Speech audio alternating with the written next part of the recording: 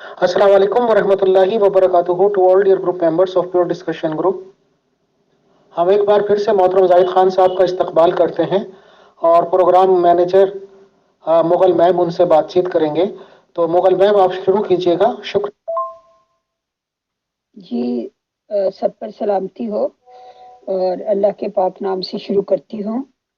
मोहतरम जाहिद खान साहब, पहला सवाल ये है कि बाज़ अहले इल्म कहते हैं कि हज़रत आदम अलैहिस्सलाम को जो खलीफतुल्लाह फिल अर्ज़ मुकर्रर किया गया, उसका मतलब ये था कि हर इंसान ही ज़मीन पर खुदा ताला का खलीफा है और उसका नायब है, यानी कि ये जिम्मेदारी हर इंसान पर डाली गई। हज़रत आदम अलैहिस्सलाम का नाम महज सिंबॉलिकली यूज हुआ। जी, अहले इल्म जो हैं वो दुरुस्त कहते हैं, क्योंकि वालिदैन को औलाद से जुदाई नहीं किया जाता। जो वालिदैन का है वो औलाद का है, जो औलाद का है वो वालिदैन का है।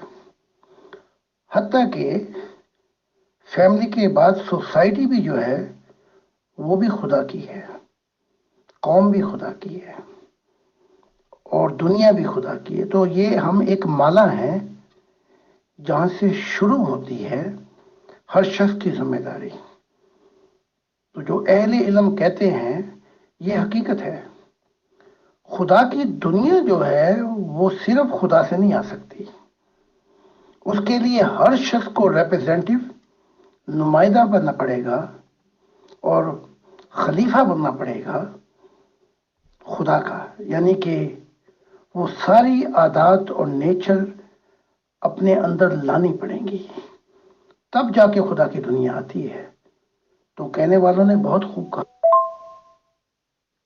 बहुत शुक्रिया मोहतरम। अगला सवाल एक मेंबर का है कि हजरत सालेह अलैहिस्सलाम को जो एक ऊँटनी का निशान दिया गया था, उसके बारे में कहा जाता है कि वो एक पहाड़ से निकली थी मुअज्जिज़ाना तौर पर, और हजरत सालेह अलैहिस्सलाम की कौम को खबरदार किया गया था कि इस ऊँटनी को नुकसान न पहुंचाना, वरना अजाब इलाही तुमको घेर लेगा। लेकिन उन्होंने उसकी टांगें काट दी और 3 दिन के बाद अजाब आ गया। इस वाक़े की आपकी नज़र में क्या हैसियत है? और दूसरी बात ये कि क्या हजरत सालेह अलैहिस्सलाम से आलम अरवाह में आपकी मुलाकात हुई या नहीं? पहाड़ से मुराद कामिल इंसान है और वो ऊँटनी एक तमसील बयान की गई है। वो नफ्स की तरफ इशारा है कि इसको खाने पीने दो, इसको अपनी प्यास बुझाने दो खुदा की मार्फत इलाही में। और खुदा की खाने से मुराद यही है जो रूहानी ग़िज़ा है, कि ये पैगाम था कि इस नफ्स को तुम खुदा की तरफ लेके आओ, और वो पैगामात देते रहे। 3 दिन से बेमुराद ये नहीं है कि 3 दिन थे, बल्कि इसको खुद बाइबल भी बयान करती है। वो एक दिन कभी कई सालों का भी हो जाता है, 1000 साल का भी हो जाता है। तो वो तबलीग थी सवाले की, वो तमसील में, और जो तलीमात आई उन्होंने मुंह फेर दिया, बल्कि सवाले के साथ भी जुल्म किया। उसके बाद वो हालत नूह तारी हुई कि जैसे वो आया था तूफान, तो फिर इनका बेड़ा गर्क हुआ। आपने हजरत सालेह को अगले जहान में देखा कि नहीं? और यहाँ चूंकि कहा गया है कि उसकी चारों टांगें काट दी, तो अगर ये नफ्स था तो फिर चारों टांगों से क्या मुराद है? सवाले से तो मेरी मुलाकात हो चुकी है। ये चारों टांगे काटने से मुराद फैमिली भी उसके खिलाफ हो गई थी, सोसाइटी भी उसके खिलाफ हो गई थी, कौम भी उसके खिलाफ हो गई थी, और सब एक जगह पे आके इकट्ठे हो गए थे।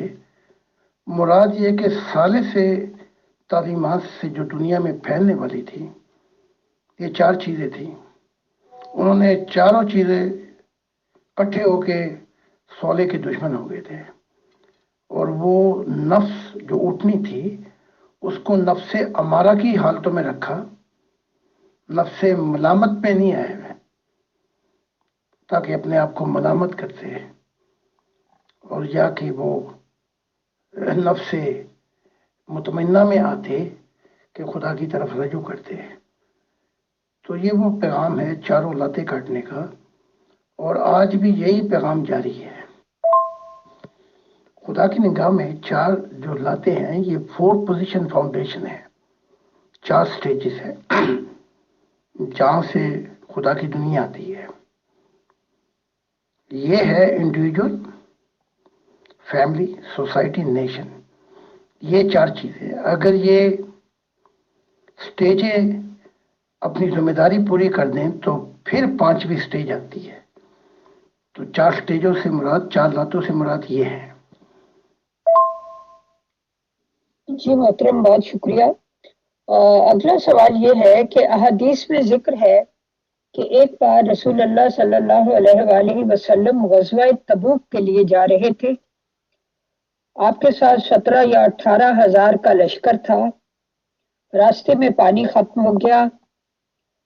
حضور نے فرمایا کہ ایک برتن لاؤ، پھر اس میں آپ نے اپنا دست مبارک رکھا تو آپ کی انگلیوں سے پانی جاری ہو گیا، حتیٰ کہ سارے لشکر نے پیا اور لوگوں نے اپنی مشقیں بھی بھر لی۔ آپ اس معجزے کے بارے میں کیا کہتے ہیں؟ کچھ معجزے ایسے ہیں جو واقعتاً ہو جاتے ہیں۔ ان کی مثال یہ ہے جیسے مارشل کی دوڑ کے اندر گاڑی تیز رفتاری سے جا رہی ہے تو کنکر پتھر جو وہ بھی اپنا ٹائر کے نیچے آ کر تو وہ دائیں بائیں گھومتے ہیں۔ تو 3000 فرشتوں سے مدد تھی یا پھر زیادہ۔ یہ بھی ایک معجزہ تھا، کیونکہ اگر اس وقت اسلام جو تھی وہ منورٹی میں تھا اور ایک کنویں میں جو تیر ڈالے گئے یہ بھی ایک معجزہ تھا، اور یہ پانی جو جس سے برتن میں ہاتھ دھوئے، تو یہ محمد صاحب سے میں نے ملاقات کی، یہ بھی ایک معجزہ تھا۔ اور حقیقت جو پتھر مارا گیا، جو سوٹی ماری گئی تھی، جو موسیٰ نے پتھر پہ وہ سوٹی ماری تھی، تو دونوں چیزیں تھی کہ روحانی پیاس بھی بجھانے اور پانی بھی۔ لیکن یہ خدا تعالیٰ کی عادت نہیں ہے، خدا تعالیٰ کی یہ عادت نہیں ہے، اور ان معجزوں کی وجہ سے بھی چاہے یہ دیکھے لیکن خدا کی دنیا پھر بھی نہیں آئی۔ اور مجھ سے بھی ایسے معجزے میں کرنا چاہتا نہیں تھا، لیکن کئی دفعہ سیمینار میں ایسے معجزے ہو گئے لیکن میں نے چاہا نہیں۔ تو یہ خاص عنایات ہوتی ہیں، لیکن اس سے خدا کی دنیا نہیں آتی۔ تو یہ معجزہ جب میں نے محمد صاحب سے بات کی تو کہا کہ میں نے بہت دعا کی تھی، ورنہ یہ۔ جی محترم، آپ کا میسج آخر سے کٹ گیا تھا، لیکن خیر بات سمجھ میں آ گئی۔ میرا خیال ہے ایسا ہوتا تھا کیونکہ حضرت عیسیٰ علیہ السلام نے بھی ایک دفعہ کھانے کو دعا کی تھی تو برکت اس میں پیدا ہو گئی تھی، تو اسی طرح اس وقت لشکر کو پانی کی ضرورت ہوگی تو اس میں پانی میں برکت پیدا ہو گئی ہوگی۔ تو بالکل ہم ان باتوں کے اوپر یقین رکھتے ہیں۔ اور اگلا سوال میرا یہ ہے کہ جب قرآن کریم میں واضح حکم موجود تھا کہ پس تو نصیحت کر اور تو صرف نصیحت کرنے والا ہے، ان لوگوں پر دروغہ نہیں ہے، تو پھر اتنی زیادہ جنگیں کیوں لڑی گئیں، جبکہ اللہ تعالیٰ کا واضح ارشاد تھا کہ تو نصیحت کر، تو صرف نصیحت کرنے والا ہے، دروغہ نہیں ہے، اور جس نے منہ پھیرا اور کفر کیا اس کا حساب اللہ کے ذمہ۔ وہ کوئی کال کر رہا تھا اپنا، یہ پاکستانی اور یہ آتوں سے مجبور ہے۔ تو بہرحال کچھ مچھلیاں یا کچھ روٹیاں تھی تو آپ نے ہاتھ رکھ کر دعا کی اور ایسا ہوا. لیکن یہ روز روز نہیں ہوتا. جیسے محمد صاحب نے ایک دفعہ دودھ کا پیالہ آیا تو دعا کر کے ہاتھ رکھا تو سب نے سیر ہو کے پیا. لیکن یہ عادت نہیں ہوتی، اس میں ہو جاتا ہے. تو اگر آپ مجھ سے عرض کریں گی تو میں اپنے معجزے بھی بتا دیتا ہوں، لیکن یہ خاص ان لوگوں کے لیے ہو گئے، حالانکہ میرا کوئی ارادہ نہیں تھا اس کے اندر. لیکن ان معجزوں سے دیکھ کر بھی لوگ پھر چلے گئے پرانی دنیا میں. یہ اس سے بھی بڑا معجزہ ہو گیا کہ سب کچھ دیکھا اور پھر ایمان نہیں لے. جی محترم، اس کا یہی ہوتا ہے کہ جو لوگ آلریڈی ایمان لائے ہوتے ہیں ان کے ایمان میں اضافہ ہوتا ہے، اور جو نہیں ایمان لاتے وہ ان کو نظر انداز کر دیتے ہیں. اب ہم آتے ہیں اگلے سوال کی طرف. ایک وقت تھا کہ محمد صاحب مغلوب تھے اور کچھ کر نہیں سکتے تھے سوائے کہ نان وائلنٹ مشن چلاتے اور جبر نہیں ہو سکتا تھا. تو اس وقت پھر عرب لوگوں نے بڑا کچھ کرنے کی کوشش کی. تو اس کے بعد پھر بڑے غزوے ہوئے. تو میری زندگی میں بھی ایک ایسا وقت آیا ہے کہ میں غصے سے بھر گیا تھا کہ یہ میرے ناکہ بند کیے ہوئے ہیں. لیکن پھر خدا تعالیٰ نے مجھے گائیڈنس دی، تیرا کام اس پیغام کو منوانا نہیں ہے، صرف پہنچانا ہے. منوانا جو ہے یہ انسان کی اپنی ذمہ داری ہے. تو پھر وہ میرا مشن پھر ہلکا ہو گیا، آسان ہو گیا. لیکن محمد صاحب کی ایک جب وہ آپ اس پاور میں آئے تو نیت چاہے ٹھیک ہو لیکن کام غلط ہو گیا. نیت یہ تھی کہ جلدی سے ان کو اسلام میں لایا جائے اور ان کی بغاوتوں کو ختم کیا جائے. تو پھر وہ ایک کے بعد ایک 83 جہاد ہوئے ہیں اور ان جہادوں میں کیا کچھ نہیں ہوا، کیونکہ پھر وائلنٹ کے بعد عیسیٰ کہتے ہیں اگر جو تلوار چلائے گا وہ تلوار سے مارا جائے گا. جی محترم، بہت شکریہ. ہم آگے بڑھتے ہیں. آپ کا کہنا ہے کہ اس دور میں مذہب اور جمہوریت کو علیحدہ کر دیا گیا ہے. The state has nothing to do with the religion. یہ بہت اچھا کام ہوا ہے. لیکن پاکستان میں تو جمہوریت کے باوجود ریاست مدینہ کی باتیں ہوتی ہیں اور اسٹیٹ کا مذہب اسلام ہے. منتخب ہونے والے صدر اور وزیر اعظم کے حلف میں بھی مسلمان ہونے کی شرط موجود ہے. تو کیا اس کا یہ مطلب ہے کہ یہ درست جمہوریت نہیں ہے؟ فاؤنڈنگ فادر محمد علی جناح کا جو پہلا کانسٹیٹیوشن تیار ہوا اس میں ایک یہ بھی تھی کہ ایک کانسٹیٹیوشن کا لا تھا کہ religion has nothing to do with the affair of state. مذہب کا کوئی تعلق نہیں ہے کہ گورنمنٹ پہ کسی قسم کا اثر رکھے. تو پھر ایک اور بھی تھا نقطہ، by time Hindu will be not a Hindu and Muslim will be not a Muslim, by time this will be their individual matter. ان کا ذاتی معاملہ ہوگا لیکن قوم اور گورنمنٹ کے کاموں میں سب کو ایکول رائٹ ہوں گے. یہ فاؤنڈنگ فادر، یہ آپ کا کانسٹیٹیوشن ہے. اچھا، اس بنا پر پاکستان بنا تھا. اور یہ بھی کہا تھا محمد علی جناح نے کہ پاکستان کی مثال ایسے ہوگی جیسے کینیڈا نیبر ہے امریکہ کا. یعنی کہ ہم اپنے اختلافات بھلا کر ایسے رہیں گے جیسے کینیڈا امریکہ کے ساتھ رہتا ہے. یعنی اوپن بارڈر ہوں گے، اوپن ہر چیز ہوگی. تو یہ کنسپٹ تھا فاؤنڈنگ فادر کا. اس کے بعد یہ مولوی چھا گئے جو پاکستان کے خلاف تھے. اس کے بعد انہوں نے دھجیاں اڑا دی اپنے قانون کی.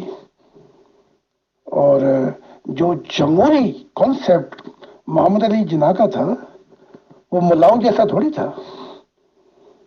ان کا کنسیپٹ تو بڑا یونیورسل تھا. تو اگر آپ اپنے کانسٹیٹیوشن کو اٹھا کے دیکھیں تو اس میں اب بھی یہ سب کچھ ہے، لیکن عمل درآمد نہیں ہو رہا. عمل درآمد جو ہے وہ نیرو مائنڈیڈ ہے. ایسا نیرو مائنڈیڈ ہے کہ پاکستان کا بیڑا گرک کر کے رکھتی ہے. اور پھر آپ دیکھ لیں کہ محمد علی جناح کی جو پہلی کیبنٹ تھی اس میں جتنے بھی تھے وہ ہندو، سکھ یا عیسائی تھے. اس کیبنٹ میں شاید ہی کوئی ایک ہو جو مسلمان تھا. تو جس بیسس پہ محمد علی جناح چلانا چاہتے تھے وہ تو ابسلوٹ جمہوریت کی طرف لے کے جاتی ہے. لیکن اس فاؤنڈنگ فادر کی تعلیمات پہ تو انہوں نے عمل نہیں کیا. وہ تو سیکولر قسم کا آدمی تھا. وہ تو ہر ویسے وہ اس کی زندگی بھی سیکولر جیسی تھی، یورپین جیسی. تو اس قانون کو جو وہ ہے فاؤنڈنگ فادر کا وہ لاگو کر دیں، ابھی اسلام کا مسئلہ حل ہو جائے گا، انتہا پسندی کا مسئلہ حل ہو جائے گا اور یہ سارے مسائل حل ہو جائیں گے اور ان ملاؤں سے اور ان کی شریعتوں سے جان بچے گی.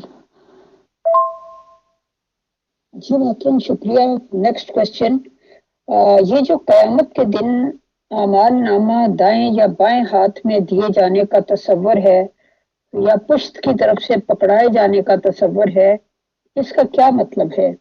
کیا یہ سمبولک ہے؟ جی ہاں، یہ بالکل سمبولک ہے. لیکن دائیں ہاتھ سے مراد جس کے پاس نور ہوگا اس کا نور دائیں طرف سے اس کو راہ دکھائے گا، راستہ. اور جو بائیں والے ہیں ان کے اندھیرے جو ہوں گے، بائیں والوں کو کہا گیا او بائیں والوں، ان کی روح کا جو ستیہ ناش ہو گیا ہوگا وہ بائیں طرف سے اندھیرے دکھائے جائیں گے یا پش کے پیچھے سے. تو یہ بالکل تمثیلی ہے، ورنہ دائیں بھی خدا کا ہے، بائیں بھی خدا کا ہے، سامنے بھی خدا ہے، پیچھے بھی خدا ہے.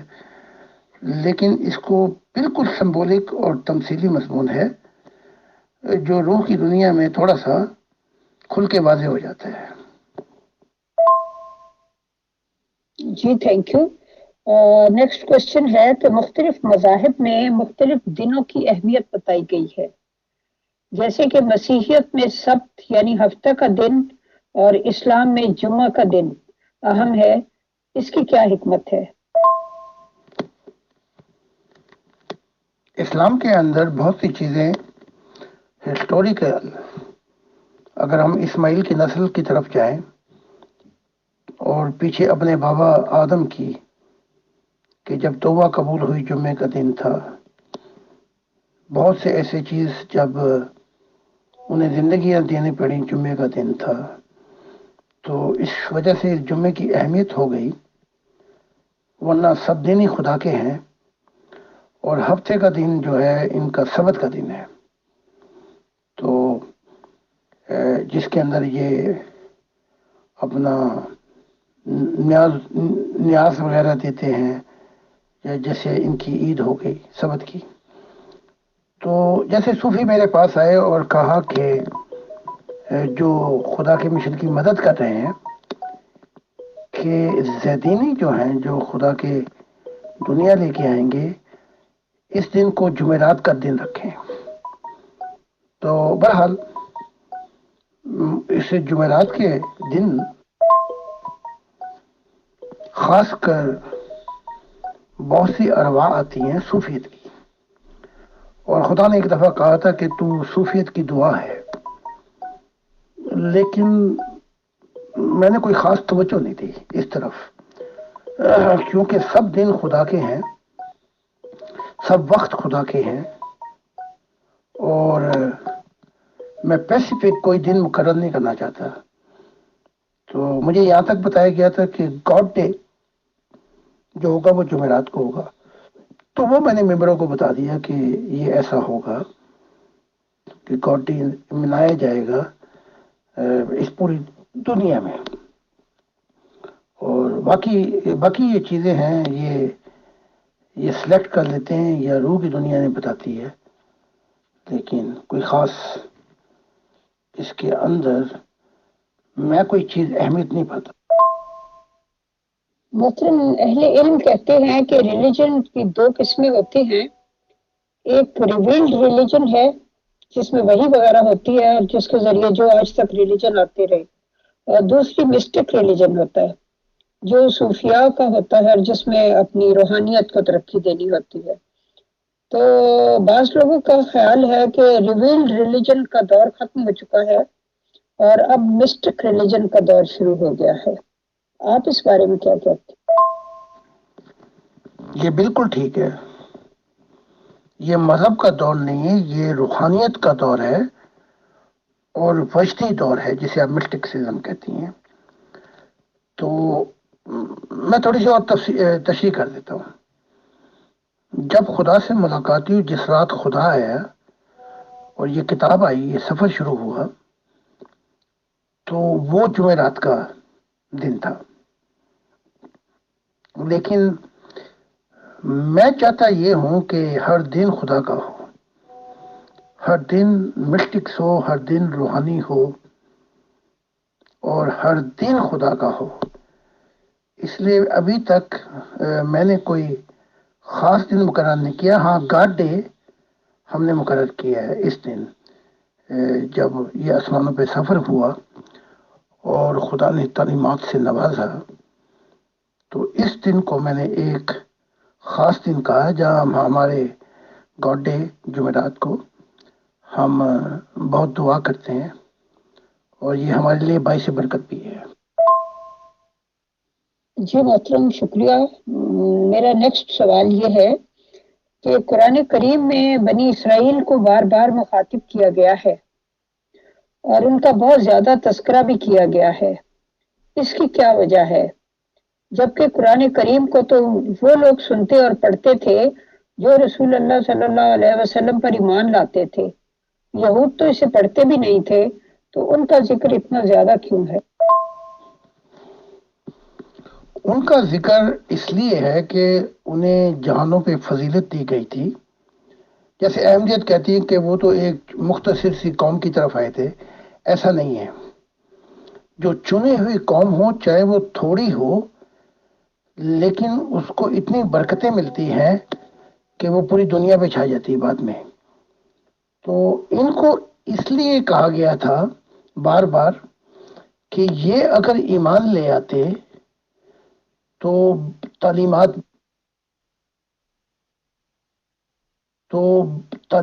بہت تیزی کے ساتھ پھیل سکتی تھی.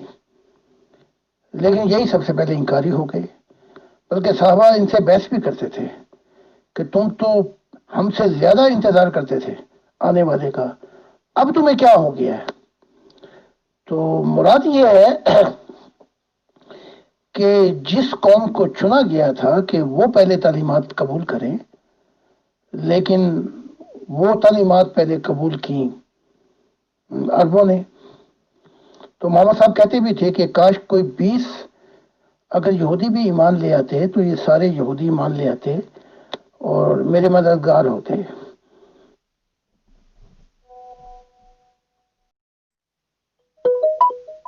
جی محترم، بہت شکریہ. میرے ذہن میں ایک اور بات بھی آتی ہے، پتہ نہیں صحیح ہے یا غلط ہے، کہ بنی اسرائیل کا تذکرہ شاید اس لیے بھی بہت زیادہ ہے بار بار مخاطب کر کے کہ مسلمانوں نے بھی ایک وقت آنا تھا کہ یہود صفت ہو جانا تھا، جیسا کہ رسول اللہ صلی اللہ علیہ وسلم کی پیشگوئیوں میں ہے. کیا یہ ممکن ہے؟ اگر میں اس سوال کو صحیح سمجھ سکا ہوں تو یہ اہل کتاب تو تھے، اور محمد صاحب کی سب سے کوشش بھی یہی تھی مدینے میں آ کر کہ یہ مددگار ہوں، کیونکہ یہ اہل علم بھی تھے اور یہ کتابوں کا علم بھی رکھتے تھے. اس لیے اگر یہ ساتھ مل جاتے تو شاید کوئی اتنی لڑائیاں بھی نہ ہوتی اور یہ تعلیمات مل کر بڑی جلدی پھیلاتے تھے. تو یہودی صفت تو جیسے میں عیسیٰ ابن مریم کو کہتا ہوں، وہ تھا تو خدا کا روحانی بیٹا، لیکن کچھ آتے اس میں یہودیوں کی بھی تھی. تو جو برکتیں ملتی ہیں تو وہ یہودی آتے نکل جاتی، بلکہ خدا والی آتے آ جاتی. لیکن یہ یہودی مل کر کفاروں کے ساتھ آنے والی تعلیم کے خلاف ہو گئے. تو پھر کہنا پڑا محمد صاحب کو کہ یہ یہودی اور یہ مسلمان یہ نمبر 2 یہودی ایسے ہیں جیسے جوتی، یہ آپس میں مل گئے. یہ مل اس لیے گئے کیونکہ ان دونوں نے کثرت کے ساتھ انکار کیا تھا. جی محترم، بہت شکریہ. میں اپنا آج کا لاسٹ سوال کرتی ہوں تاکہ اس کے بعد فیصل بھائی نے کوئی سوال کرنے ہوں تو ان کے پاس بھی کچھ وقت بچ سکے. لاسٹ سوال یہ ہے کہ انسان میں کیا کوالٹیز ہوں تو خدا تعالیٰ کی نظروں میں اس کی قدر و قیمت بڑھ جاتی ہے؟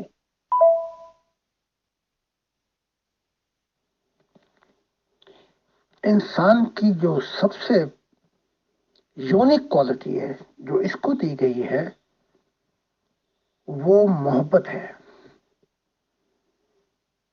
اور اگر اس اپنی کوالٹی کو یہ پالش کرے خدا کی محبت اور پھر وہی محبت انسانیت کو دے تو اس کی کوالیفیکیشن اور کاملیت اتنی ہے کہ یہ بہت سی مخلوقات کو گائیڈ کر سکتا ہے. لیکن اب ہوا یہ ہے کہ دونوں کوالٹیوں پہ زنگ لگ گیا ہے اس کا. یہ اپنوں سے بھی اور غیروں کا بھی بیڑا غرق کرتا ہے اور خدا سے بھی وہی رشتہ ہے کہ دوزخ سے بچ جاؤں جنت مل جائے. تو جو اس کی مین کوالٹی تھی جس کے لیے پیدا کیا گیا تھا وہ محبت الہی تھی. اور اگر آپ اسلام کی تعلیمات پہ غور کریں تو اشارتاً بہت کچھ ملتا ہے کہ ہم نے تم مجھے یاد کرو میں تمہیں یاد کروں گا، اور بہت سی تعلیمات ہیں. حتیٰ کہ فرشتوں کی دنیا کو بھی اس میں اتنی کوالٹی ہے محبت کی کہ ان کو محبت میں وہ گائیڈنس دے سکتا ہے اور محبت کی دنیا میں اگلے جہان تک فرشتوں کو جنات کو پہنچا سکتا ہے. تو ہر مخلوق کی ایک یونیک ویلیو ہے. لیکن اب تو حالات ایسے ہیں اسے خود بھی یقین نہیں آتا کہ یہ وہ مٹی ہے جسے بنایا گیا تھا اور جس کے اندر سارے ایلیمنٹ آ جاتے ہیں، جسے مائکرو کاسمس کہا جاتا ہے، جہاں جہاں ہم جائیں گے.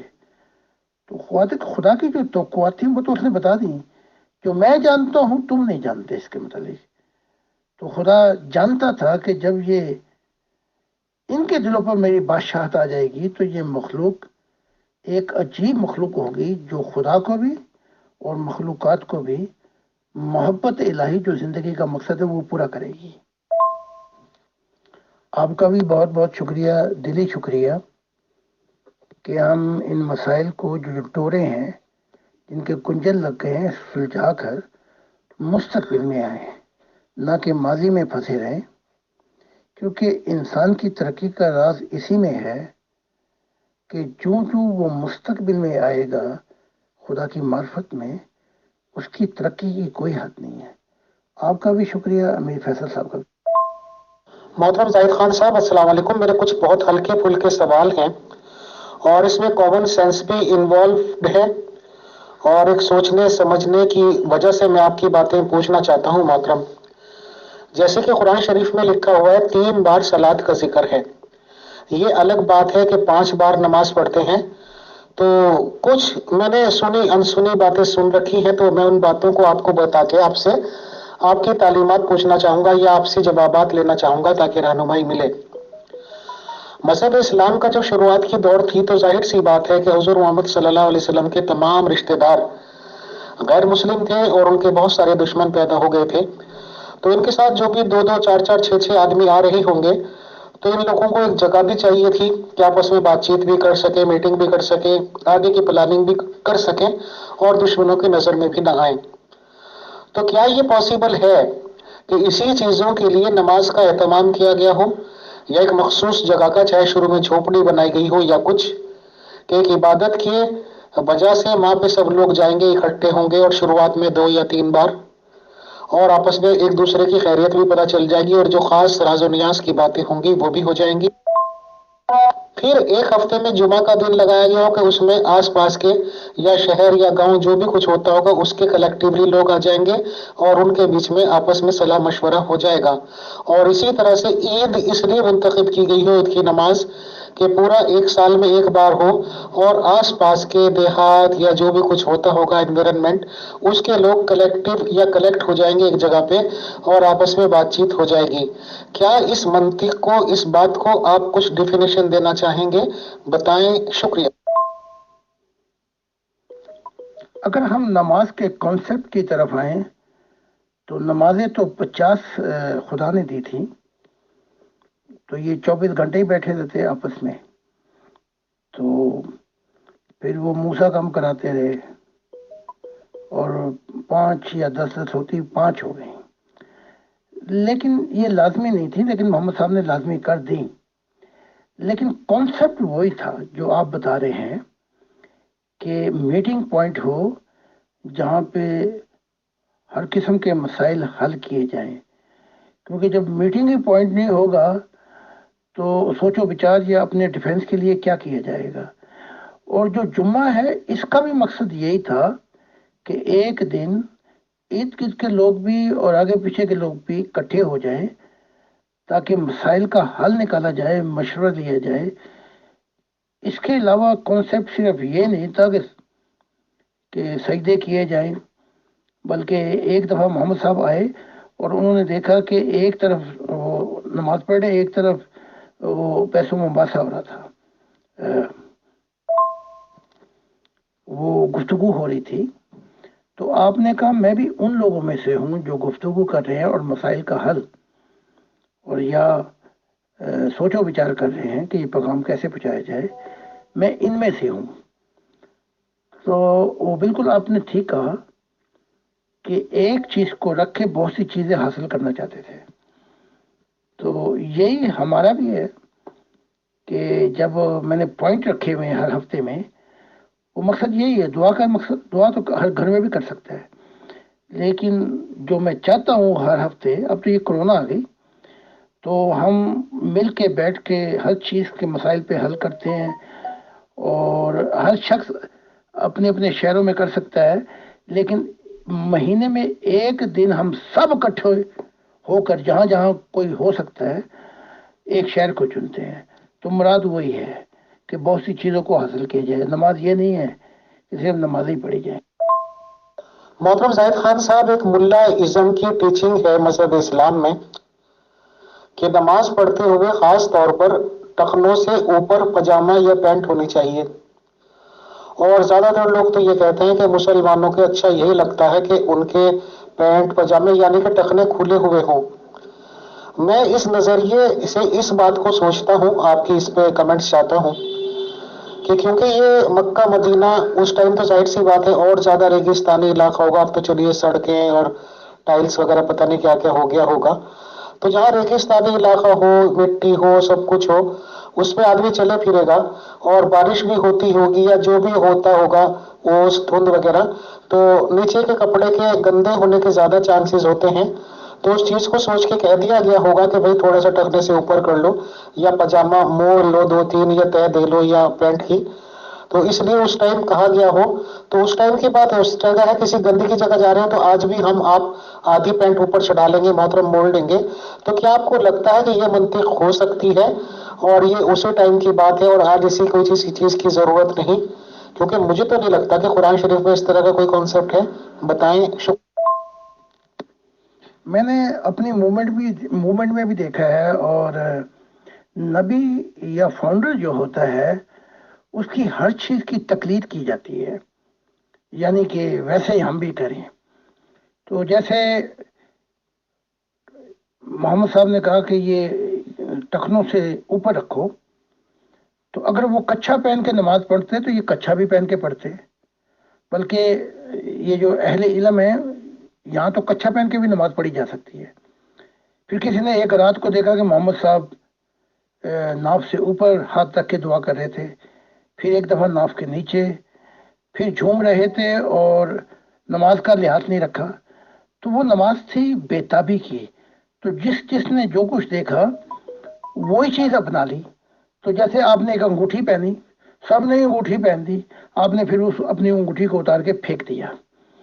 تو پھر یہ ہر چیز کو سنت کر کے اپنانا چاہتے ہیں، لیکن افسوس یہ ہے کہ جو تعلیمات ہیں اس میں نہیں ٹوکتے، یہ وہاں سے کوئی موتی نہیں پاتے.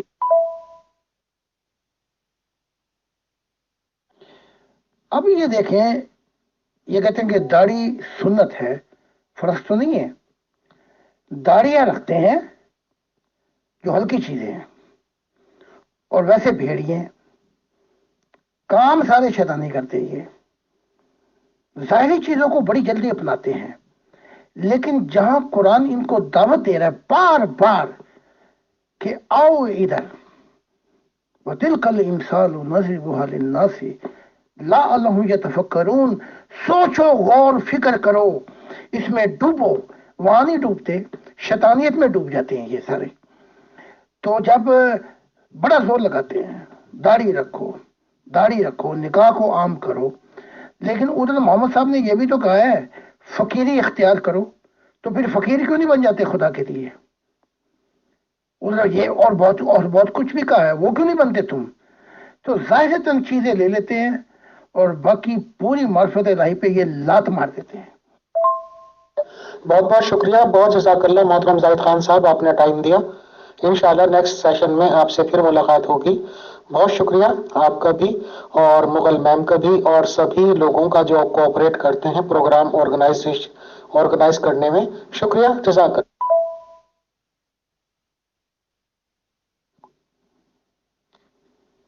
آپ کا بھی بہت شکریہ کہ، اور مغل صاحبہ کا بھی، کہ ان کو اصل پیغام کہ جو جس سے انسان کی دنیا بدل جاتی ہے وہ کیا ہے، جو پہلی پرائورٹی ہے زندگی کا مقصد، جو یہ سمجھتے جائیں گے ان کا اندھا پن دور ہوتا جائے گا.